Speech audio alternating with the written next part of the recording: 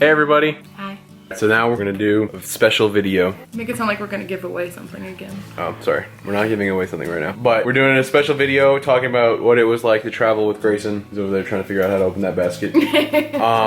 Traveling with Grayson, like what we brought, what we did. Kobe got some questions from some people. So yeah, we traveled from Okinawa to New York, which was like a 20-something hour, 27 hour total flying and travel time. We'll start off with the question. So what do you got for your first question? All right, our first question is how much was his ticket? So just his ticket, I guess. Yeah. And did they offer any assistance on the plane, like a bassinet, etc.? Grayson's ticket was like $100. It was like a percentage of whatever our ticket was. It was like 5%, 10%, something like that, or whatever our ticket was, because I had him on my lap. If I wanted to give him his own seat, he would have been like $1,000 because I would have had to buy him his own seat.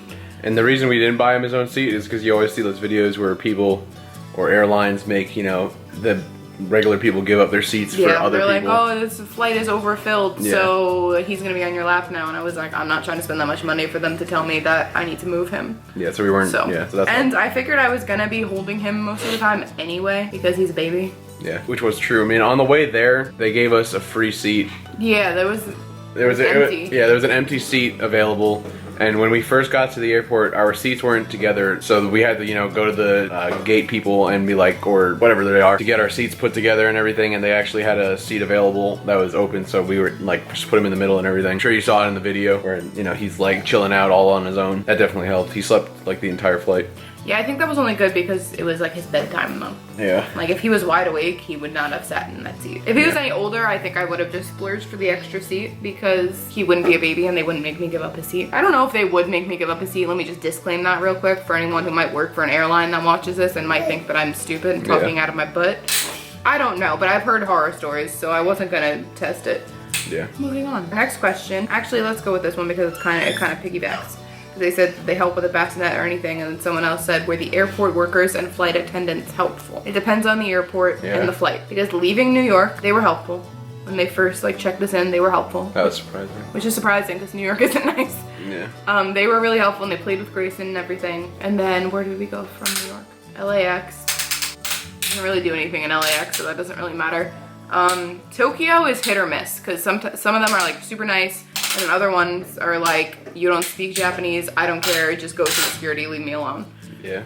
Oh my god, no, actually, let's go back to New York because the people who checked this in were great.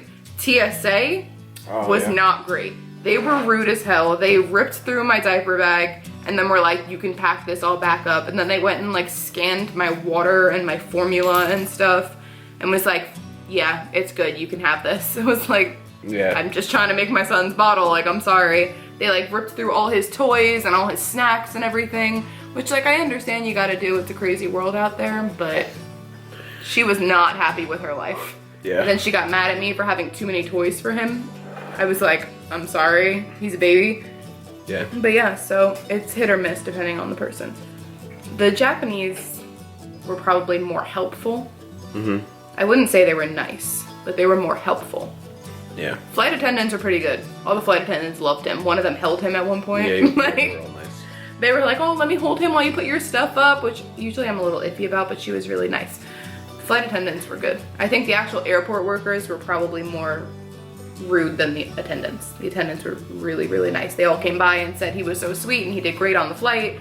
One of the Japanese attendants gave him a toy plane, which I left on the plane. I'm very sad. Yeah. But yeah, they were nice. The next question is, how did Grayson adjust to all the different time changes?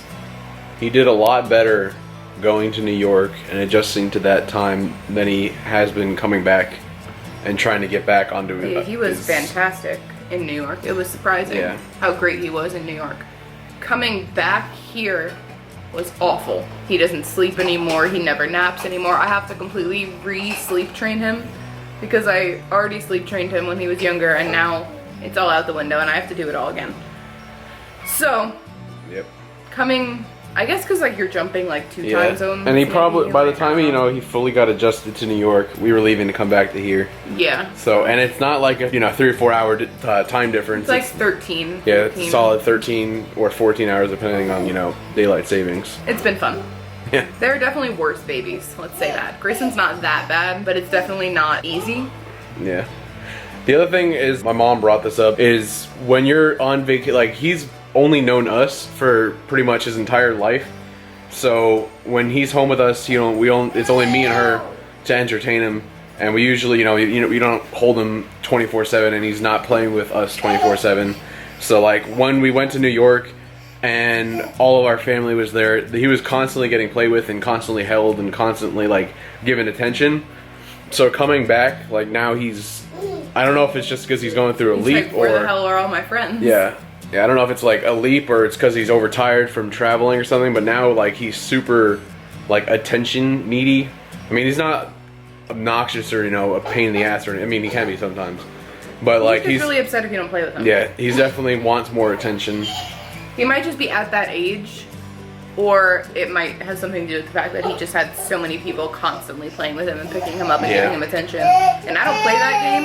Like right now, I don't play this. Like I got stuff to do. Like I love you and I'll play with you, but I need to film a video right now.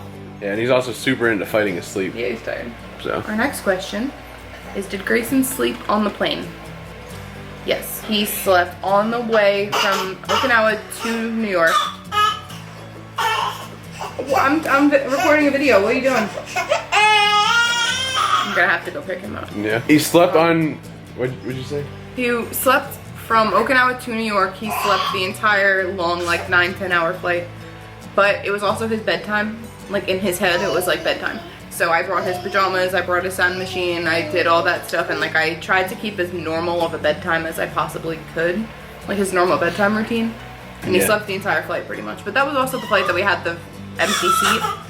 So it was a lot easier to like put him to bed. Yeah. Because Grayson's, when he goes to sleep or he's trying to sleep, he usually likes to lay down fully. So that was kind of annoying or difficult to do when you're squished up in a seat. Because he's not a small kid either. So like when we tried to lay him down or something like that, he'd get kind of fussy. I mean, he did sleep in our laps, so that was good. Yeah. But not nearly as long as he did when he had his own area. Yeah, when we flew back from Okinawa to LA, that was a 9-hour flight, and he slept pretty much the entire thing. And then LA to New York, he didn't sleep much. That was just annoying flight in general. We were so overflying. Back. But yeah. Yeah, on the way back from New York to Okinawa, he did sleep, but he slept like on and off because we had to keep moving him from our laps and his lap, and then we had to go to the bathroom, and it was great. So the extra seat for him is definitely recommended personally. Dude, you got my kneecap in this? This is so awkward. Stop. Oakley's eating Grayson's puffs, and Grayson was like cute and sharing, but he Grayson puts his hand out to like give him all his snacks. Yeah. You can't eat his puffs. But I want to. Our last question is, what are some things that we brought that we did not end up needing? Half of the stuff I brought, I did not end up needing. Yeah. On the way there, I brought almost every toy that he ever played with. I brought 2 blankets, I brought his boppy pillow, I brought a sound machine, I bought an entire can of formula, I brought an entire thing of diapers. I brought so much because I had never traveled with a baby, so I didn't really know what I needed. I just went off of what all my friends had said. And then on the way back, I like cut the toys in half. I didn't bring multiple blankets. I only brought like a big fluffy one to lay down on like the airport seats and stuff, and the blanket that he sleeps with. I did not bring an entire thing of diapers. I brought like 5, and I think I used like 3. Yeah. Yeah, the boppy pillow was definitely good to bring. Boppy pillow was good. I got very mixed reviews on that, because like some people told me, oh my god, you need it, and then like some people told me I didn't, and that it was going to be in the way. But I definitely don't think I'll ever travel without it with a baby again. Because he has nothing to lay on when he's in your lap. Yeah, and it was good because like you could put it up against like the seat in front of you and then against you, and make like a kind of a platform for him to lay down on, so it was good. But yeah, we also brought our own carry-ons, which we never ended up touching because we were, taking care of him. Yeah, I didn't bring anything for myself, really. Yeah, I brought all him and my phone charger and my iPad. Yeah, if you want. And my iPad I brought so that he can watch TV. Yeah. If you watch the first video of us traveling to New York, you can see how much crap we had. And then we had the travel stroller. That was good. That's great. Yeah. That is, I highly recommend that stroller. I think it is a baby jogger. Yeah, baby jogger city tour, I want to say. It folds up into like a backpack. It comes with a bag that has straps and everything. Yeah. And it's like specifically designed for airplanes, which was why it was funny when one of the like the gate check people was like, "Oh, this won't fit." I'm like, "No, like, no, it it's will." an airplane stroller. Meanwhile, people had gigantic suitcases and stuff, and I was like, "All right, whatever." The only it was like I guess she saw us with the stroller, and then started coming over before we flipped it up and put it away. But yeah, it fits really right nice. into the overhead compartment. It's that, and I think the pocket stroller is the other one. I've never used the pocket stroller, but if I had to compare them just off of like what I've seen and heard, I like the one that I have better. This one is cheaper. It was only like $100. Yeah. And two, I think it has better like compartments, and I like the handlebar, and the shade is bigger. Stuff like that. I like all that better. I've never used the pocket stroller, disclaimer again, so I can't really speak for it, but I love that stroller. It's great. Yeah. We got so used to it while we were in New York, that stroller, that we considered using it as our regular stroller because it's so convenient. But it doesn't have a big basket underneath. It's the only reason I didn't decide to use it as my regular stroller. It doesn't have like the biggest thing for you. Like, I can't fit my diaper bag in the under basket. So if that's important to you, don't get that one. I also feel like, now just going on to some like You okay? tips and stuff, I feel like we brought way too much clothing with us for him because we ended up buying a whole bunch of clothing also. Yeah. But I mean, that might just be our case because we're overseas. And so all we have like available to us in Japan, at least, that we buy for him is at the BX. What do you want? So we went on a pretty decent shopping spree when we got to New York. I would definitely recommend getting toys that light up and make noise because he's really into those right now. And distracting. Yeah. Because we're trying not to give him our phone, and we do a pretty good job with it. But it's an obvious, like, we've never even given him our phone, but like, he has a like immediate pull towards it. I guess just because of the lights, and it lights up and makes colors and noises and all that.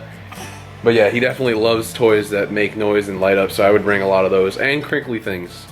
Because he would play with the like wrappers and stuff from snacks we got more than when his all regular else toys. fails, I would give him the wrapper to like my airport peanuts. Yeah. He was also really good at calling the flight attendants, like with the remotes and stuff. Oh yeah, the little TVs on the back of the seats. Some airplanes have them, not all of them do. Those are phenomenal for babies. Yeah, he just liked to play with the screen and touch it, and then call the flight attendants or turn on the reading lights. I called the attendant with my head once. I fell asleep on the thing. I did that too. And she came over and I was like, huh?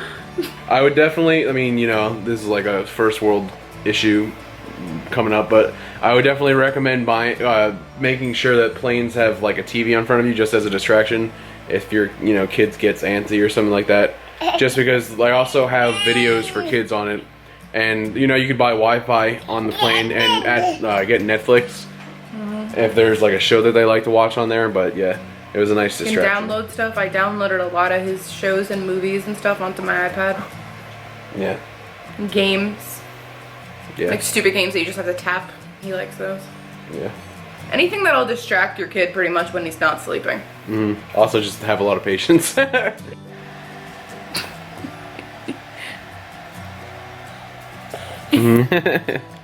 Anna just said that she doesn't think it's as hard. I mean, okay. Granted. Okay, let me.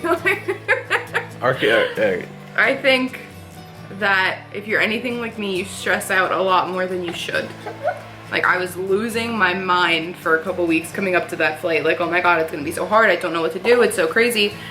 It's definitely difficult and it's definitely tricky and stressful, but I feel like everyone hears all these horror stories and people telling like, oh, this is what happened. They lost my this. My kid didn't sleep. They lost my that. They did this. Yeah. And it like almost psychs you out because I know that's what it did for me.